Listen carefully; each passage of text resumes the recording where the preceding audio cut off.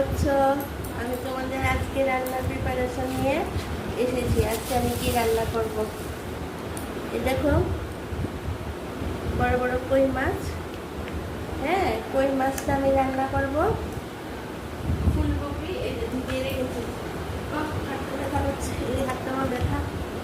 এই যে ফুলকপি, এই দেখো ফুলকপিটা আমি কেটে রেখেছি। এই ফুলকপি দিয়ে ফুলকপিটা কেটে রেখেছি কেন? এটা নুন দিয়ে আমি প্রায় ঘন্টাখানেক আধা ঘন্টা ভিজিয়ে রাখবো। যত কিছু ইউরিক অ্যাসিড কত কিছু ওরা দেয় না, নানা কিছু কফির মধ্যে, যেন সব যা কিছু দেয়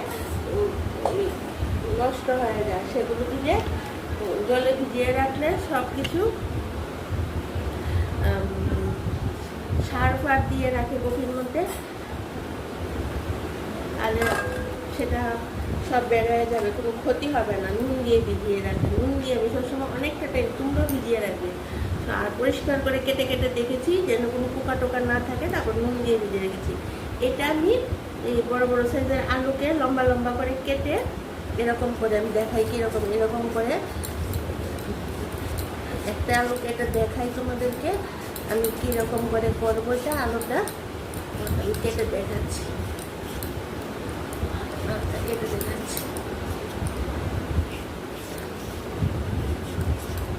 প্রিপারেশন করছি আর কি রান্না।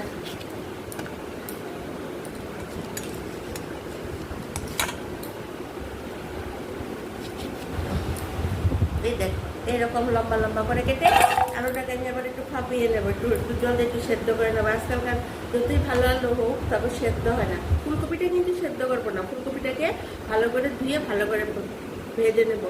আর দেবো কি এটার সঙ্গে যে বড়িগুলো, তোমরা খাও তো দেখো এই যে বাজার থেকে বড়িগুলো কিনতে পারে, এই বড়ি দিয়ে রান্নার রেসিপিটা তো অবশ্যই তোমাদেরকে দেখাবো। ফুলকপি দিয়ে আলু দিয়ে বড়ি দিয়ে এই এই সাইজগুলি দেখো, কই মাছের সাইজগুলি দেখো। এই দেখো সাইজগুলো কি বড় বড় কই মাছ, দেখো কি বড় বড় একটা কই মাছের ঝোল হবে। ডালটা একটা কমন হয়, আর একটা দই আমাদের সবসময় থাকে, আমাদের দইটা সবসময় খাওয়া হয় এই গরমের মধ্যে।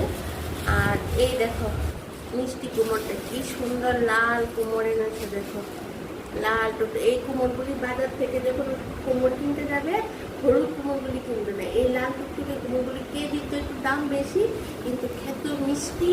এগুলো ভাজা যদি তুমি কালো জিরে পুরন দিয়ে করো না, মানে খুব মানে ফাইন হয়। তো পাতলা করে